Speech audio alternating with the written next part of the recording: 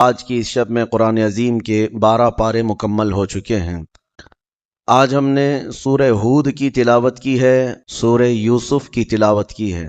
سورہ ہود یہ ایسی سورہ ہے جس کے متعلق نبی پاک صلی اللہ علیہ وسلم نے ارشاد فرمایا، سورہ ہود نے مجھے بوڑھا کر دیا۔ یہ رسول پاک صلی اللہ علیہ وسلم نے فرمایا، یعنی اس کے تمام تر معانی اس قدر ہیں کہ آدمی اس میں غور و خوض کرتا رہ جائے، عمر اس کی نکل جائے۔ بہت سارے اہم پیغامات پچھلے انبیاء اکرام علیہ السلام کے متعلق، ان کی امتوں کی نافرمانیاں اور ان پر آئے ہوئے عذابات کا ذکر ہے، اور اس میں حضرت لوط علیہ السلام کی قوم پر جو عذاب آیا تھا اس کا بھی ذکر ہے۔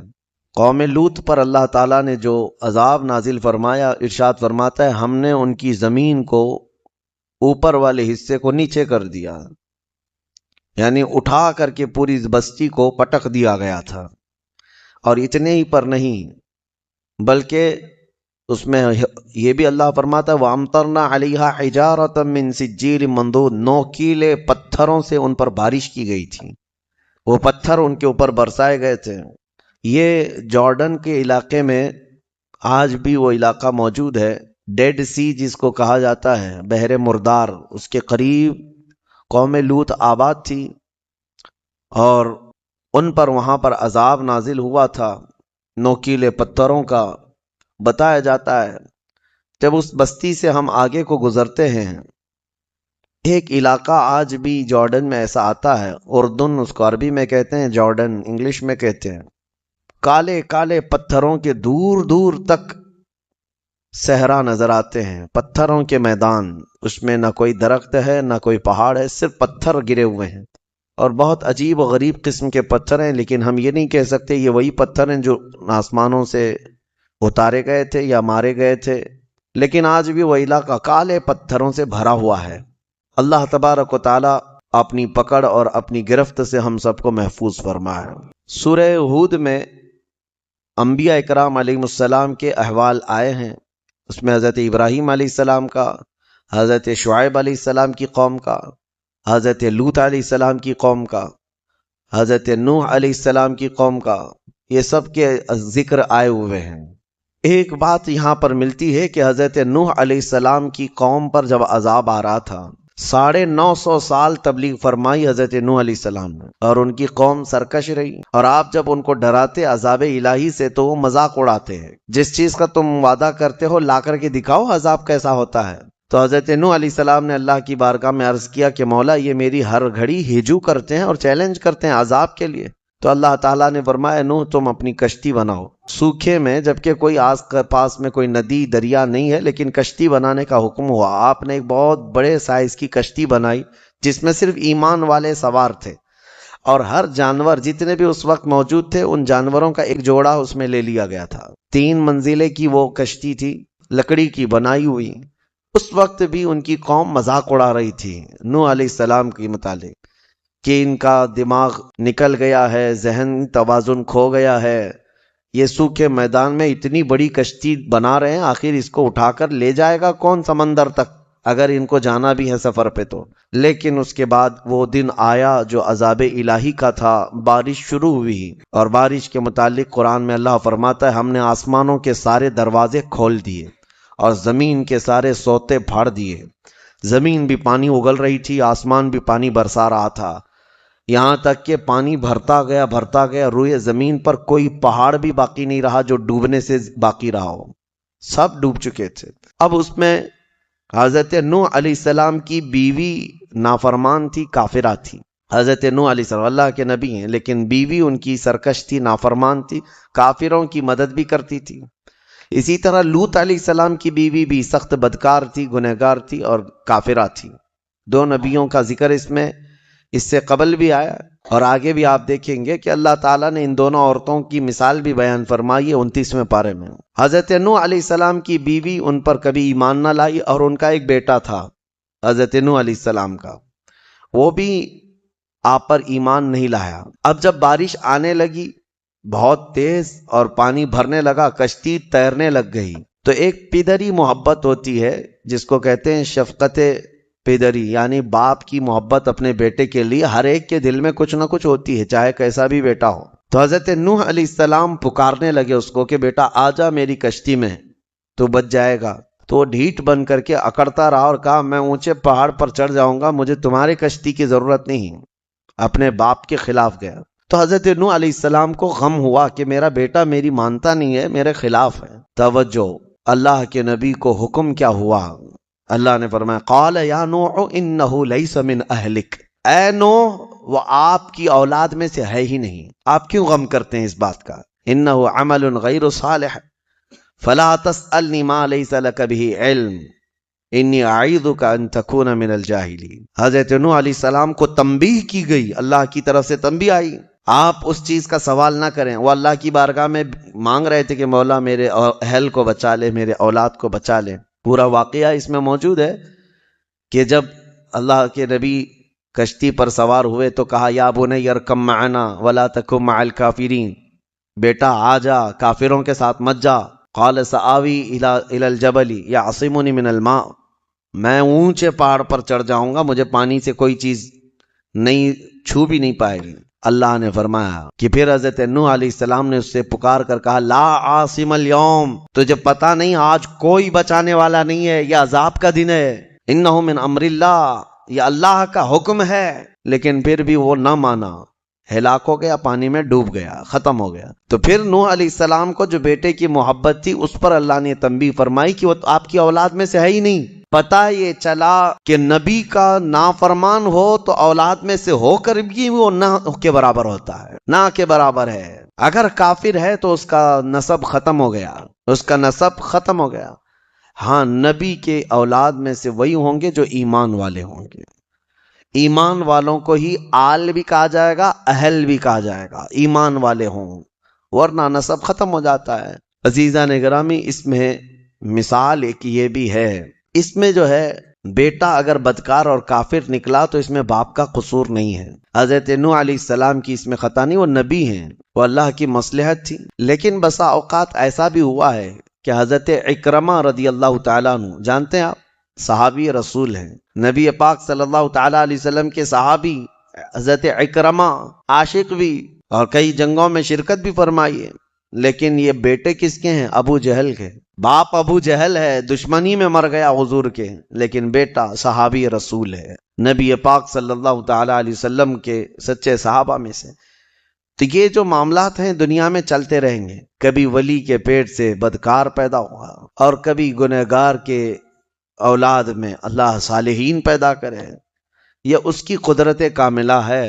اللہ کریم ہمیں نیک و صالح اولاد عطا فرما۔ اور سورہ یوسف کے متعلق قرآن کہتا ہے نحن نقص علیک احسن القصص، قرآن میں جو ہے 1/3 حصہ قرآن کا واقعات ہیں پچھلے امتوں کے، 1/3 اس میں پچھلی امتوں کے واقعات، پچھلے نبیوں کے واقعات عبرت کے لیے بتائے جاتے ہیں۔ لیکن ان تمام واقعات میں جتنے بھی قرآن نے بیان کیے، قرآن کہتا ہے سورہ یوسف کے شروع میں اے محبوب ہم آپ کو سب سے بہترین قصہ سناتے ہیں۔ اللہ فرما رہا ہے سب سے بہترین قصہ کس کا؟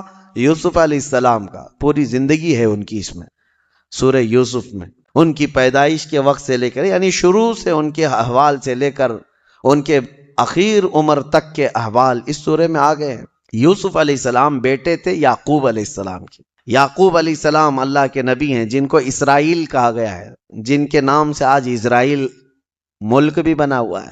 اسرائیل ان کا نام ہے، حضرت یعقوب علیہ السلام کا، اور انہی کے بیٹوں کو بنی اسرائیل کہا جاتا ہے۔ یعقوب علیہ السلام کے ٹوٹل 12 بیٹے ہیں، جس میں حضرت یوسف علیہ السلام 11ویں نمبر پر تھے۔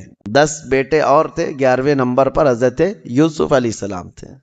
جب یعقوب علیہ السلام کے 11ویں نمبر پر پیدا ہوئے، ان کا جمال ایسا تھا کہ جو دیکھتا پلکیں جھپکانا بھول جائے، خوبصورتی اللہ نے کمال کی دی تھی یوسف علیہ السلام کو بچپن سے۔ اور جب باپ کا چھوٹا بیٹا وہ عزیز بھی ہوتا ہے، عام طور پر فطرت بھی ہے، اور یوسف علیہ السلام اخلاق میں بھی اور صورت میں سیرت میں بہت اعلیٰ تھے، باپ کے بہت قریب رہنے لگے۔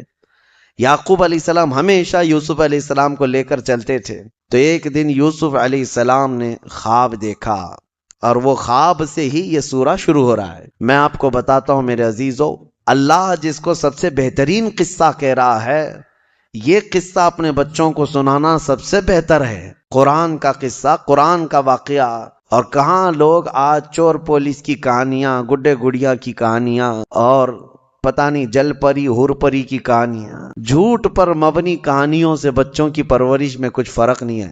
ہاں، ان کو سچے واقعات جو انبیاء کرام کے ہیں یہ سنائیں۔ اسلامی تاریخ یہی رہی ہے، سیرت بھی یاد ہو جائے گی، تاریخ بھی یاد ہو جائے گی، اور ایمان بھی پختہ ہو جائے گا۔ ہر باپ اپنے بچوں کو، یا بڑی عمر کے لوگ جو گھروں میں ہیں، وہ جو کہانیاں سنائے کرتے تھے بچوں کو، سب سے بہتر ہے کہ وہ قرآن کے ان واقعات کو سنائیں۔ اللہ جس کو فرما رہا ہے سب سے بہترین قصہ، یوسف علیہ السلام بچپن میں خواب دیکھتے ہیں اور اس خواب کا ذکر اپنے باپ سے کرتے ہیں۔ انی رأیت احد عشر کوکبا والشمس والقمر رأیتهم لی ساجدین، کہتے ہیں اے ابا جان، میں نے رات میں خواب دیکھا ہے کہ 11 ستارے، 11 تارے اور ایک چاند اور ایک سورج مجھے سجدہ کر رہے ہیں۔ کون کہا؟ یوسف علیہ السلام۔ باپ یعقوب علیہ السلام اللہ کے نبی ہیں، جب انہوں نے حضرت یوسف سے بچپن میں ہی یہ خواب سنا تو کہا یا بنی لا تقصص رؤیاک علی اخوتک، بیٹا یہ اپنے بھائیوں کے سامنے مت بولنا اس خواب کو، جو 10 بھائی ہیں تمہارے ان کے سامنے اس خواب کا ذکر مت کرنا، ورنہ وہ کچھ نہ کچھ تمہیں نقصان پہنچا سکتے ہیں۔ بھائیوں میں بھی حسد آتا ہے، ہر زمانے میں رہا ہے۔ تو یوسف علیہ السلام نے بتایا تو نہیں، لیکن حسد آلریڈی ان بھائیوں کے دلوں میں آئے گیا تھا کہ ہمارے باپ سب سے زیادہ اسی کو چاہتے ہیں، یوسف کو چاہتے ہیں۔ یعقوب علیہ السلام اللہ کے نبی صرف ایک چھوٹے سے علاقے میں نہیں، ان کا بڑا مقام تھا، ایک بڑی امت ہے ان کی پیروی کرتی۔ بیت المقدس یعقوب علیہ السلام جہاں آباد رہے، فلسطین جہاں ہے، تو بھائیوں میں یہ حسد رہا کہ یوسف علیہ السلام جو ہے یہی عزیز ہیں، جو کہتے ہیں نا سجادہ نشینی کی جنگ، دوڑ کہ باپ کے بعد میں بیٹھوں گا گدی پہ، باپ کے بعد میں رہوں گا۔ 10 لوگ ایک طرف ہو گئے، یوسف علیہ السلام ایک طرف۔ اب شیطان آیا، ان 10 کو وسوسے ڈالا کہ تم یوسف کا کام تمام کرو ورنہ تمہیں باپ کبھی چاہیں گے بھی نہیں۔ تو انہوں نے یہ کہا کہ کیا کریں، آپس میں بیٹھ کر کے میٹنگ کیا، کہا کہ یوسف کو جو ہے مار ڈالتے ہیں۔ پھر ایک بھائی نے کہا مارو مت، جنگل میں لے جاتے ہیں، کہیں جا کر کسی کنویں میں ڈال کے آ جائیں گے۔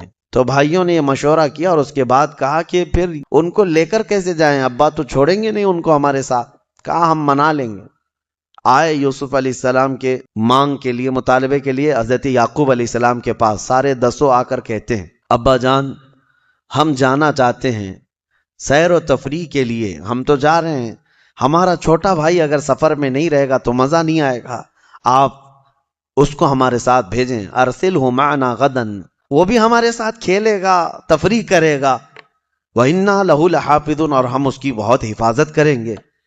یعقوب علیہ السلام نے کہا انی لَيَحْزُنُنِي أَن تَذْهَبُوا بِهِ وَأَخَافُ أَن يَأْكُلَهُ الذِّئْبُ، مجھے ڈر ہے کہ تم کہیں اس کو اکیلا چھوڑ دو گے جنگل میں اور کوئی درندہ آ کر اسے کچھ نقصان پہنچا دیا۔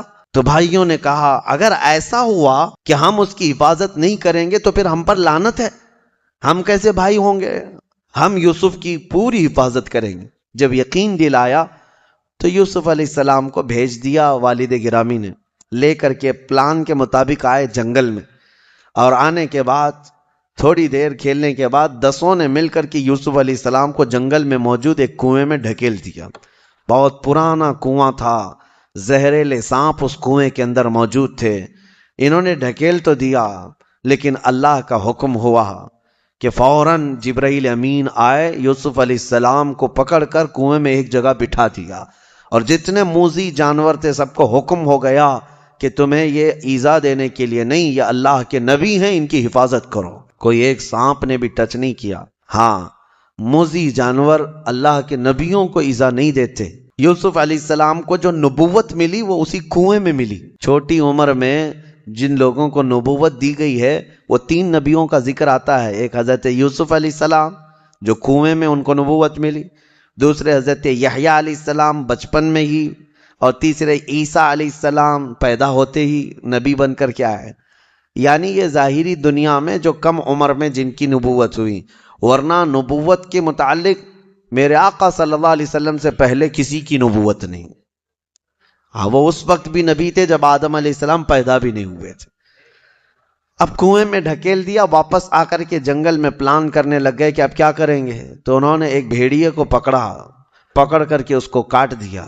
کاٹ کر اس کا خون, یوسف علیہ السلام کا جبہ نکال کر اس کو خون لگا دیا. جب یوسف علیہ السلام کو دھکیلنے سے پہلے ان کا جبہ اتار لیا ہوگا, اس کو خون لگا دیا, اور اس کے بعد رات کو روتے دھوتے اپنے گھر آئے اپنے باپ کے پاس. وَجَاءُوا عَلَىٰ قَمِيصِهِ بِدَمٍ كَذِبٍ, جھوٹے خون کے ساتھ آئے باپ کے پاس اور پھر رونے لگے. قالوا یا ابانا انا ذهبنا ونستبق وتركنا يوسف عند متاعنا فاكله الذئب. ابا جان ہم کھیل رہے تھے, ہمارے سامان کے پاس یوسف کو بٹھائے تھے ہم, اور ہم کھیل میں مصروف تھے, اچانک ایک بھیڑیا آیا اور یوسف کو کھا گیا, لے چلا گیا. آپ کو یقین نہیں آئے گا, وما انت بمؤمن لنا, آپ ہم پر یقین نہیں کریں گے, ہمیں پتا ہے, لیکن دیکھیے یہ ہم جبہ لے آئے ہیں. وجاءوا علی قمیصہ بدم کذب, یہ خون لگا ہوا ان کا قمیص ہے یوسف علیہ السلام. تو حضرت یعقوب علیہ السلام کہنے لگے مجھے پہلے سے معلوم تھا کہ اس طرح کا حادثہ ہو جائے گا. واللہ المستعان, اب اللہ ہی مددگار ہے. فصبر جمیل, صبر سب سے بہتر ہے. یوسف علیہ السلام کے جانے کے بعد یعقوب علیہ السلام ان کے غم میں بہت روئے.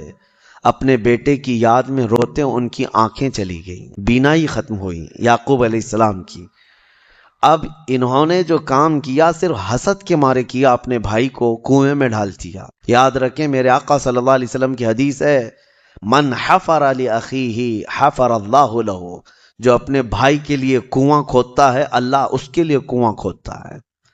ہاں یہ صرف یوسف علیہ السلام کے بھائیوں کے ساتھ ہی نہیں ہوا, آج بھی یہ فارمولہ ہے. اگر آپ کسی کے لیے گڑھا کھود رہے ہیں, اللہ آپ کے لیے کوئی گڑھا تیار فرمائے گا جس میں تم بھی جا کے گرو گے. کسی مسلمان کو پھنسانے کی کوشش کرنا یہ گڑھا کھودنا ہے, کسی مسلمان کو کہیں گرانے کی کوشش کرنا یہ اس کے لیے گڑھا کھودنے کی طرح ہے.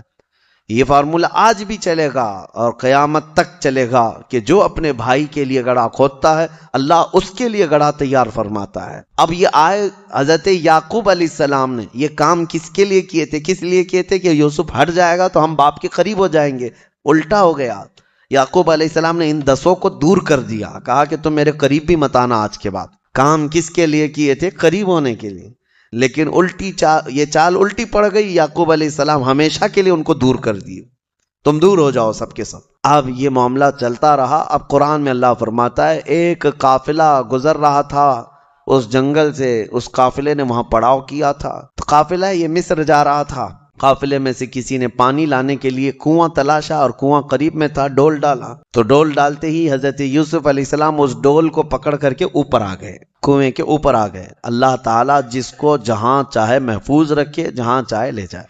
میں آپ کو یوسف علیہ السلام کا یہ واقعہ بتاتا ہوں. ان کا سفر دیکھیں کہاں سے شروع ہوا. حاسدین کے شکار ہوتے رہے, لیکن سفر بڑا لمبا ہے یوسف علیہ السلام کا. اس کے بعد اس قافلے والوں نے جب دیکھا حسین و جمیل خوبصورت بچہ ہمارے پاس آیا ہے, تو لے کر کے قافلے کے امیر کے پاس لائے, کہا کہ یہ تو فرشتہ معلوم ہوتا ہے. ظاہر سی بات ہے وہ حسن و جمال ان کا ایسا تھا کہ کوئی انسان ان کی طرح دکھتا نہیں تھا, بہت حسین و جمیل. کہا یہ فرشتہ معلوم ہوتا ہے. قافلے والوں نے ساتھ لے لیا, اور جب وہ راستے سے چلتے تو جہاں سے چلتے لوگ ان کو دیکھنے کے لیے بھیڑ لگاتے. جب مصر پہنچے تو قافلے کے امیر نے سوچا کہ مفت میں کیوں دکھاؤں, پیسے لے کر کے دکھاؤں گا.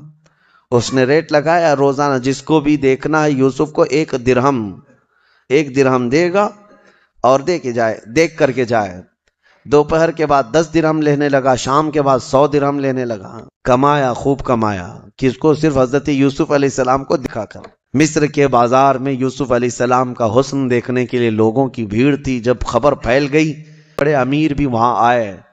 اب لوگوں میں دوسرے دن ان کے بیچنے کی بات شروع ہو گئی. بولی لگا دیا اس نے, قافلے کے امیر نے, کہ جس کو خریدنا ہے میرے پاس سے اس کو خریدے. بڑے پیسے والے یہ چاہتے تھے کہ یہ خرید کر کے اس نوجوان کو ہم اپنے پاس رکھ لیں.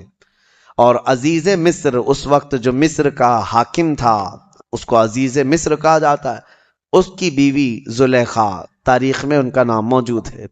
عزیز مصر کی بیوی زلیخا یہ دیکھتے ہی اس قدر فدا ہو گئی کہ یہ نوجوان کو لے کر کے چلیں۔ عزیز مصر نے بہت بڑی قیمت دے کر کے یوسف علیہ السلام کو خرید لیا، اپنی بیوی کی وجہ سے لے کر کے آئے، اپنے گھر پر رکھا۔ یوسف علیہ السلام کا سفر دیکھیں کہاں سے شروع ہوا ہے، ان کے گھر سے، ان کے باپ کے گھر سے، ان کے بھائیوں کے حسد کے شکار ہوئے ہیں، اور قافلے وہاں جا کر کے کنویں میں گرا دیے گئے، کنویں سے نکالے گئے، قافلے کے ہاں چڑھ گئے، قافلے میں آئے، بازار میں بک گئے، بازار سے آئے، عزیز مصر کے گھر میں پہنچ گئے۔ عزیز مصر کے گھر میں آئے تو ایک بات پھیل گئی شہر میں کہ زلیخا جو ہے ایک نوجوان کی عاشق ہو گئی ہے، فدا ہو گئی۔ یہ باتیں عورتوں میں بہت پھیلنے لگیں، تو زلیخا نے کیا کہ ان عورتوں نے دیکھا نہیں یوسف کو، اس لیے اس طرح کی باتیں بنا رہی ہیں۔ سب عورتوں کو ایک دن دعوت میں بلایا اور کہا آ جاؤ میں تمہیں یوسف دکھاتی ہوں، لیکن سب کو جمع کر کے سب کے ہاتھوں میں ایک لیمو اور ایک چاقو دی تیز، کہ جب میں کہوں تو کاٹ دینا۔ تو پھر سب عورتوں کے ہاتھ میں، جب اس شہر کی سب رئیس عورتیں بیٹھی تھیں، حضرت یوسف علیہ السلام کو اچھے لباس کے ساتھ سجا کر کے زلیخا لے آتی ہے، عورتیں انہیں دیکھنے میں مصروف ہیں، حکم ہوا زلیخا کا کہ لیمو کاٹ دیں۔ عورتیں دیکھتے ایسی ماہ ہو گئی کہ ان کے ہاتھوں سے لیمو گر گیا اور چاروں انگلیاں کٹ گئیں، تیز چاقو تھی، سب کی انگلیاں کٹ گئی۔ پتہ یہ چلا کہ انسان کبھی اتنا مدہوش ہوتا ہے کہ اس کو کٹنے کا احساس نہیں ہوتا۔ اسی لیے امام اعظم نے فرمایا ہے کہ یوسف علیہ السلام کا حسن دیکھتے ہوئے عورتوں کی انگلیاں کٹ گئیں، انہیں پتہ نہیں چلا۔ انشاءاللہ موت کے وقت ہم جمال مصطفیٰ دیکھ رہے ہوں گے اور ہمیں روح نکالنے کا درد نہیں ہوگا۔ اسرائیل روح نکال رہے ہوں گے اور سامنے چہرہ مصطفیٰ ہوگا۔ یوسف کا حسن دیکھ کر کٹی ہوئی انگلیوں کا درد نہیں ہوتا تو جمال محمد دیکھ کر روح نکلنے کا بھی درد نہیں ہوگا۔ حسن یوسف پہ کٹی مصر میں انگشت زنا، سر کٹاتے ہیں تیرے نام پہ مردان عرب۔ اعلیٰ حضرت نے فرمایا انگلیاں کٹ گئیں، پھر یوسف علیہ السلام گئے تو دیکھتی ہیں یہاں سے آئے تھے قطعن ایدیہن، اللہ فرماتا ہے وہ سب تو اپنے ہاتھ کاٹ لیں۔ بعد میں انہیں احساس ہوا کہ لیمو تو نہیں کٹا، انگلیاں کٹ گئی ہیں۔ اب یہ کاٹی نہیں ہے، یہ کیا ہوا ہے؟ کٹی ہیں۔ کاٹنا اور ہوتا ہے، کٹ جانا اور ہوتا ہے۔ نبی پاک صلی اللہ تعالی علیہ وسلم کے عاشق حضور کو دیکھ کر کے نہیں بلکہ صرف حضور کے نام پر اپنی انگلیاں نہیں بلکہ گردن بھی کٹا دیتے ہیں۔ ہاں، ادیب لائل پوری نے بہت اچھے انداز میں فرمایا، جو ان کی ایک طویل بحر والی نعت ہے، عشق کے رنگ میں جب رنگ جائیں افکار، اس میں انہوں نے کہا ایک شہنشاہ نے بخشے ہیں سمرقند و بخارا کسی محبوب کے رخسار کے تل پر، مگر اے سید عالی تیری ناموس تیری عظمت پر۔ یعنی بادشاہ تھا سمرقند اور بخارا جو ہے، دو شہر ہیں، یہ آج ازبکستان میں ہیں، سمرقند اور بخارا۔ یہ شہر جو ہے بادشاہ نے اپنی محبوبہ کو گفٹ میں دیے تھے، دو شہر دے دیے تھے گفٹ میں۔ کیوں؟ اس کی محبوبہ کے رخسار پر، گال پر ایک تل، ایک نشان تھا، اور وہ بادشاہ کو بڑا پسند تھا۔ وہ تل کے نشان پر اس نے دو شہر قربان کیے، گفٹ میں دے دیے۔ تو شاعر نے بہت اچھے انداز میں کہا ہے ایک شہنشاہ نے بخشے ہیں سمرقند و بخارا کسی محبوب کے رخسار کے تل پر، مگر اے سید عالی تیری ناموس تیری عظمت پر، ایک نہیں لاکھوں ہیں قربان گئے عشق کے ہر کوچے و بازار میں، سر اپنا لیے کرنے کو نثار۔ ایک نہیں لاکھوں ہیں ہر کوچے ہر بازار میں، اور نبی پاک صلی اللہ تعالیٰ علیہ وسلم پر اپنی جان فدا کرنے کو تیار ہیں۔ بہرحال سورہ یوسف میں ہم الگ نہ جائیں، لیکن مزہ ہمارا اس وقت تک کمپلیٹ نہ ہو جب نام مصطفیٰ نہ آئے۔ حضور پاک صلی اللہ تعالیٰ علیہ وسلم کا ذکر تو ہوگا ہی، اسی لیے علامہ نظمی نے فرمایا آغاز سے اخیر تک قرآن ہے نعت مصطفیٰ، محبوب کے بیان کا کیسا انوکھا ڈھنگ ہے۔ بہرحال یوسف علیہ السلام وہاں رہتے رہے عزیز مصر کے گھر، لیکن ہوا یہ کہ ایک دن زلیخا نے یوسف علیہ السلام پر الزام لگا دیا کہ میرے ساتھ یہ غلط کرنا چاہ رہے تھے۔ یوسف علیہ السلام پاک دامن اللہ کے نبی ہیں، اللہ کے نبی کبھی کسی بھی گناہ کے بارے میں سوچ بھی نہیں سکتے۔ مشہور قول ہے، کہا گیا ہے نبی کے دامن میں پیوند تو ہو سکتا ہے، دھبا نہیں ہوتا۔ پیوند تو ہو سکتا ہے لیکن دھبا نہیں ہو سکتا، گناہوں کا دھبا نہیں۔ یوسف علیہ السلام پر جب یہ الزام لگایا زلیخا نے تو عزیز مصر نے جیل میں ڈال دیا یوسف علیہ السلام کو بغیر کسی تحقیق کے۔ وہاں پر ان لوگوں کو نہ جانے کون سی بات تھی، بے گناہ یوسف علیہ السلام قید میں چلے گئے۔ یوسف علیہ السلام جیل میں کتنے دن رہے پتہ ہے؟ یہاں تو بڑے سے بڑا قلم جب لگ جاتا ہے تب بھی جو ہے بیل ہو جاتی ہے، لیکن یوسف علیہ السلام 7 سال پہلے رہے۔ یہ تو یہاں پر عمر قید کی سزا ہے، اس کے بعد پھر 7 سال بڑھا دیے گئے، 14 سال یوسف علیہ السلام جیل میں رہے۔ 14 سال کسی کی لائف کا ایک بڑا حصہ جیل میں گزر جائے، وہ بھی بغیر کسی جرم کے۔ میرے عزیزو، آج بہت سارے ہمارے نوجوان جیلوں میں قید ہیں۔ میں ان سے کہتا ہوں ہمارے تو گناہ ہیں، ہماری تو خطائیں ہیں، اگر ہم جیلوں میں بند ہو جائیں، بیٹھ جائیں تو صبر کر لینا چاہیے۔ اس نبی کو دیکھ کر کے جس کا دامن پورا پاک تھا، پھر بھی 14 سال جیل کے اندر بیٹھے رہے، اور اللہ کریم کہاں سے کہاں تک لے جاتا ہے تمہیں اس کا اندازہ بھی نہیں۔ جیل تک پہنچ گئے یوسف علیہ السلام، باپ کی نگرانی سے نکل کر کے بھائیوں کے ہاتھ، بھائیوں کے ہاتھوں سے کنویں میں، کنویں سے نکل کر کے قافلے کے ہاتھ، قافلے سے آ کر بازار میں، بازار سے آ کر عزیز مصر کے گھر میں، عزیز مصر کے گھر سے نکل کر پھر جیل میں 14 سال گزرے۔ وہاں 2 قیدی اور بھی تھے، انہوں نے خواب دیکھے۔ یوسف علیہ السلام کا ایک معجزہ ہے، خوابوں کی تعبیر بیان کرتے تھے، سچی تعبیر۔ تو وہ دونوں قیدی جو ہے انہوں نے ایک بار خواب دیکھا، اس خواب کا بھی ذکر قرآن میں آیا ہے۔ وقال الآخر انی ارانی اعصر خمرا ودخل معه السجن فتيان قال احدهما انی ارانی اعصر خمرا وقال الآخر انی ارانی احمل فوق رأسی خبزا تأکل الطیر منه۔ دونوں نے خواب دیکھا تھا، ایک نے دیکھا میں انگور کا رس نچوڑ رہا ہوں، اور دوسرے نے دیکھا میں ایک تھال میں کوئی چیز لے کر جا رہا ہوں، پرندے روٹی جو ہے نوچ کر کھا رہے ہیں، ان کی کیا تعبیر ہے؟ یوسف علیہ السلام نے فرمایا میں تعبیر بتاؤں گا، میرا ایک کام کرنا ہے۔ اب 14 سال کے بعد عزیز مصر بدل گیا تھا، بادشاہ مصر ختم ہو گیا، وہ پہلے والا جو زلیخا کا شوہر تھا ختم ہو گیا، دوسرا عزیز مصر تھا اس وقت جو تھا مصر کا بادشاہ۔ یوسف علیہ السلام نے خواب کی تعبیر بتانے سے پہلے کہا میں تعبیر بتاؤں گا، ان میں سے ایک آدمی رہا ہونے والا ہے، آزاد ہونے والا ہے، لیکن وہ جا کر کے بادشاہ کے پاس میرا پیغام پہنچا دے۔ نہیں، یہ واقعہ جو ہے حضرت یوسف علیہ السلام کے جیل میں جب 7 سال گزرے تب کا ہے۔ آپ نے تعبیر میں بتایا جس کے سر کے اوپر سے روٹیاں کھا رہے تھے پرندے، اس کو موت کی سزا ہونے والی ہے، اور جس کے خواب میں تو نے دیکھا کہ انگور کا رس نچوڑ رہا ہے، عنقریب تجھے آزادی کا پروانہ ملنے والا ہے۔ تھوڑے ہی دن کے بعد حکم آیا جیل کا یہی کہ ان میں سے ایک آدمی کو پھانسی کی سزا ہے اور دوسرے کو جو ہے رہائی مل گئی۔ جو آزاد ہوا وہ چلا گیا، لیکن جانے کے بعد بھول گیا یوسف علیہ السلام کا پیغام وہاں بادشاہ مصر تک پہنچایا بھی نہیں کہ ایک قیدی اندر بغیر کسی جرم کے قید ہے، نہیں بتایا۔ 7 سال پھر گزر گئے۔ اب جو بادشاہ مصر تھا اس نے خود خواب دیکھا، وہ بھی خواب کا ذکر اس سورہ میں موجود ہے۔ وقال الملک انی ارى 7 بقرات سمان یأکلهن 7 عجاف۔ بادشاہ نے خواب میں یہ دیکھا کہ 7 موٹی تازی بھینسیں ہیں خواب میں، اور 7 سوکھی بھینسیں ہیں، اور 7 ہری گھاس کے اوٹ، اور 7 سوکھی ہوئی گھاس کے اوٹ، اور اسے کچھ سمجھ میں نہیں آئے کیا چیزیں۔ صبح اٹھ کر کے نجومیوں سے پوچھنے لگا اس خواب کی تعبیر کیا ہے۔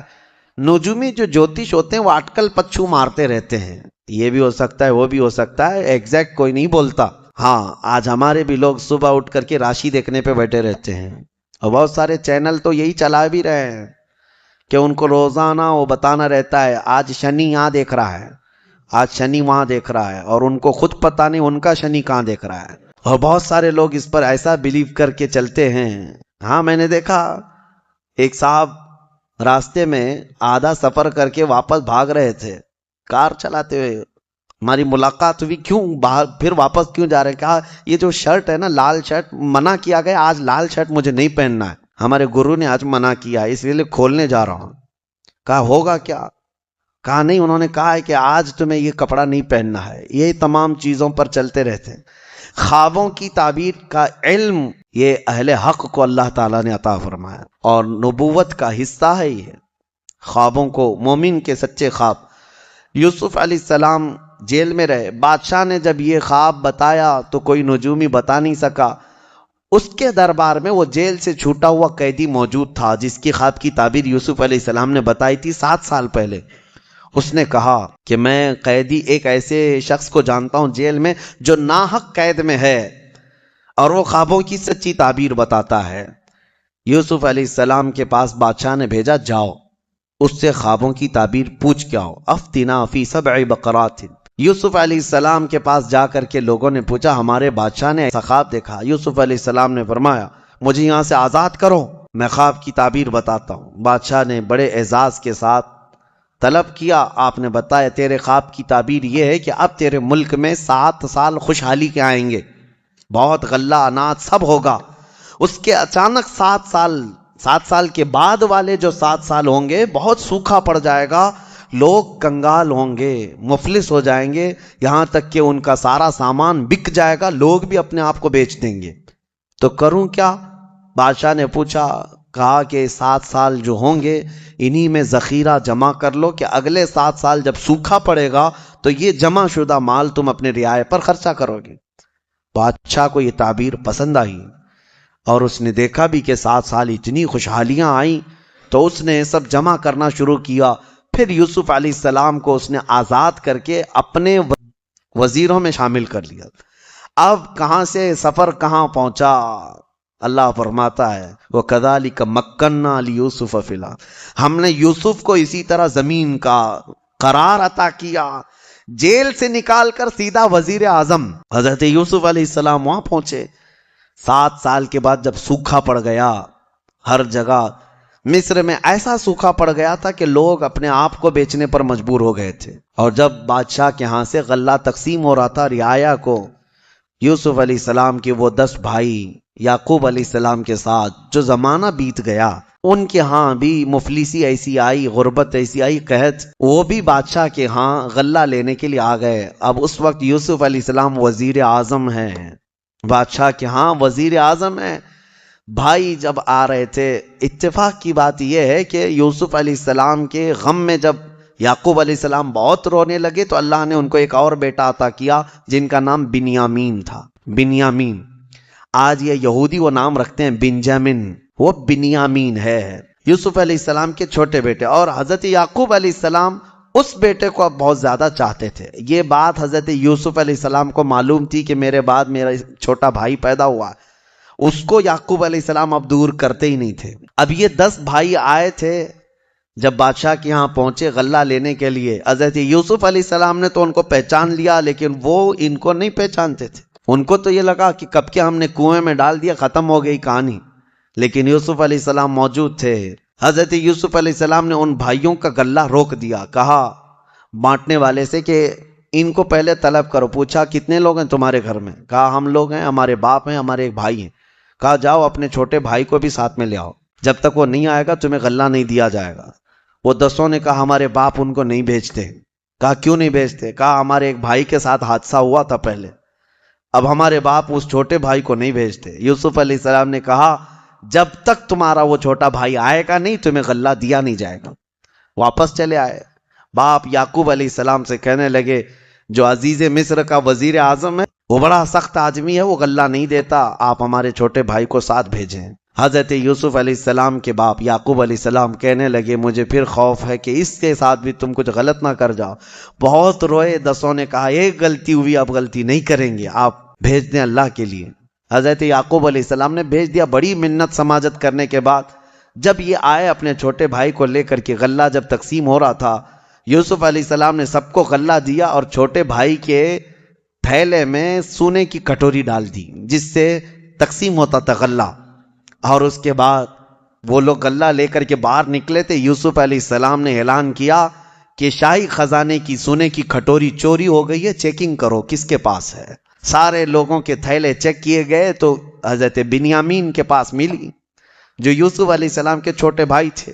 حضرت یوسف علیہ السلام نے کہا پکڑو ان کو، گرفتار کر کے لائے۔ اب وہ 10 رونے لگے، گڑ گڑانے لگے، ہماری تو موت آ جائے گی، ہم اپنے باپ کے پاس جا نہ سکیں گے، چھوڑ دیں، ہم 10 کو لے لیں، اس کو چھوڑ دیں۔ یوسف علیہ السلام نے کہا نہیں، اسی کو ہم رکھیں گے، اسی کو ہم رکھیں گے، اور اس وقت تک ہم انہیں نہیں چھوڑیں گے جب تک تم اپنے باپ کو لے کر نہیں آتے۔ اب وہ بھائی رونے لگے، کہا ہمارے باپ نہیں آ سکتے، ان کی آنکھیں نہیں ہیں، بڑھاپا ہے، بہت غم میں روتے ہیں، حضرت یوسف علیہ السلام نے پوچھا کس غم میں روتے ہیں؟ کہا ان کا ایک عزیز بیٹا انتقال کر گیا۔ یوسف علیہ السلام کو رونا آ گیا، اپنے باپ کی محبت تھی کہ ابا جان اتنے سالوں سے میرے غم میں رو رہے ہیں۔ پھر حضرت یوسف علیہ السلام نے اپنا جبہ اتارا اور کہا، ان بھائیوں کے ہاتھ میں دیا، کہا جانا اپنے باپ کے پاس اس جبے کو دے دینا، وہ آئیں گے، یہ جبہ لے کر کے ضرور آئیں گے، جاؤ۔ یہ 10 یوسف علیہ السلام کا جبہ لے کر چلنے لگے۔ اس وقت تک بھائیوں کو نہیں معلوم یہ یوسف ہے۔ جب وہ لے کر کے چلنے لگے، سنو قرآن کہتا ہے فلما ان جاء البشیر، نہیں بلکہ یعقوب علیہ السلام کہتے ہیں ان گھر والے جو بیویاں تھیں حضرت یعقوب علیہ السلام کی، وہ اکیلے تھے، آنکھیں نہیں ہیں، ابھی یہ بھائی آئے نہیں، راستے میں ہیں۔ گھر میں حضرت یعقوب علیہ السلام زور سے ادھر سے چلتے اور کہتے ہیں مجھے یوسف کی خوشبو آ رہی ہے، یوسف کی خوشبو آ رہی ہے۔ قالوا تاللہ انک لفی ضلالک القدیم، لوگوں نے کہا اللہ کی قسم آپ پرانی محبت میں کھوئے ہوئے ہیں، کہاں یوسف ابھی اس زمانے میں؟ یعقوب علیہ السلام کہنے لگے نہیں، مجھے میرے بیٹے کی خوشبو آ رہی ہے، نبی ہے جو اپنے بیٹے کی خوشبو سونگھ سکتا ہے۔ اور جب وہ جبہ لے کر کے بھائی پہنچے تو قرآن میں القاہ علی وجہہ، انہوں نے وہ جبہ لا کر یعقوب علیہ السلام کے منہ پر ڈال دیا۔ اللہ فرماتا ہے فن کی کھوئی ہوئی بینائی واپس آ گئی، آنکھیں واپس آ گئی، وہ دیکھنے لگ گئے۔ اللہ اکبر، قرآن کی آیتیں شاہد ہیں، ایک نبی کا جبہ دوسرے نبی کی آنکھیں لا رہا ہے، ایک نبی کا جبہ دوسرے نبی کو فائدہ دے رہا ہے، تو پھر نبی کا منہ مبارک امتی کو کیوں نہیں فائدہ دے سکتا؟ نبی کے قدم جہاں پر لگے وہ مٹی ہمارے لیے شفا کیوں نہیں ہو سکتی؟ یقیناً شفا ہے۔ یہ اپنے عقیدے کی بات ہے اور اپنے محبت کی بات ہے۔ وہ قرآن تو پڑھتے ہیں، شاید یہ آیت کھا جاتے ہوں گے۔ پوچھو ان کو یعقوب علیہ السلام کی آنکھیں واپس کیسے آئی تھی؟ وہ جبہ یوسف سے آئی تھی، جبہ یوسف سے آئی تھی۔ بہرحال یعقوب علیہ السلام چل کر کے آئے بھائیوں کے ساتھ۔ کتنے لوگ ہیں اب؟ 10 بیٹے یعقوب علیہ السلام کے، اور حضرت یعقوب علیہ السلام ایک بیٹے تو وہاں گرفتار ہیں، بنیامین۔ اب جب پہنچے مصر پہنچے تو یعقوب علیہ السلام کے استقبال کے لیے یوسف علیہ السلام بادشاہ کے ساتھ خود باہر آئے۔ جب یعقوب علیہ السلام آئے، یوسف علیہ السلام کو دیکھا، وہ جمال جہاں آ رہا، اپنے بیٹے کو کیسے نہ پہچانتے۔ آپ نے کہا کہ اللہ نے یوسف کو میرے زندہ رکھا، یہ یوسف ہے۔ تو 10 بھائی نہیں، 11 بھائی پورے کے پورے سجدے میں گر گئے، اور یعقوب علیہ السلام بھی سجدے میں گئے، اور بادشاہ مصر بھی سجدے میں گرا۔ اور اس کے بعد یہ سجدہ تعظیم کا سجدہ تھا یوسف علیہ السلام کے لیے، وہ اللہ کے رسول ہیں۔ جب سجدے سے اٹھے تو یعقوب علیہ السلام نے کہا بیٹا بچپن میں جو تو نے خواب دیکھا تھا اس خواب کی تعبیر یہی ہے، تو نے دیکھا تھا کہ 11 تارے مجھے سجدہ کر رہے ہیں، وہ 11 تارے یہ تیرے بھائی ہیں، انہیں آج تو معاف کر دے۔ اور جو چاند تو نے دیکھا تھا وہ عزیز مصر ہے، اور سورج جو تجھے سجدہ کر رہا تھا وہ اللہ کا نبی یعقوب ہے۔ یہ یوسف علیہ السلام کے بچپن کے خواب کی تعبیر یہاں مکمل ہوئی۔ پھر یوسف علیہ السلام نے اپنے بھائیوں کو معاف کر دیا، کہا لا تثریب علیکم اليوم، آج تمہاری پکڑ نہیں ہوگی، اللہ تمہیں معاف کرے گا۔ حکیم الامت احمد یار خان نعیمی رحمۃ اللہ علیہ فرماتے ہیں وہ نبی کو تکلیف دیے تھے، اور نبی کو تکلیف دینے والا معاف نہیں ہوتا۔ نبی کے ساتھ دھوکہ کیا، یوسف علیہ السلام کو کنویں میں ڈالا، تو اکثر یہ دیکھا ہے کہ نبیوں کو ایذا دینے والے معاف نہیں ہوتے، لیکن یہ ایک ہی تاریخ کا حصہ ہے، نبی کو کنویں میں ڈالے لیکن پھر بھی معاف ہوئے، پھر بھی معاف ہوئے۔ کتنا بہترین نقطہ بیان کیا حکیم الامت نے۔ وجہ یہ تھی کہ انہوں نے جو کیا تھا، یوسف علیہ السلام کو جو گرایا تھا، ایک نبی کو تو گرایا لیکن دوسرے نبی سے قریب ہونے کے لیے کیا تھا، یعقوب علیہ السلام سے قریب ہونا تھا۔ یہ ان کی خطا بھی کس کے لیے تھی؟ بھائیوں کی یہ جو خطا تھی اپنے بھائی کے ساتھ، وہ یعقوب علیہ السلام وہ بھی اللہ کے نبی ہیں، ایک نبی سے قریب ہونے کے لیے یہاں خطا ہوئی۔ فرمایا گیا نبی سے قریب ہونے کے لیے جو خطا ہوئی وہ اللہ کے ہاں معاف کر دی جائے گی، اللہ کے ہاں معاف کر دی جائے گی۔ اللہ کریم سورہ یوسف کے اس پورے قصے میں ہمیں اللہ تعالی ہماری زندگیاں عطا فرمائے، ہمیں ہماری اولاد کو بہترین سیرت پر چلنے کی توفیق عطا فرمائے۔ وآخر دعوانا ان الحمد للہ رب العالمین۔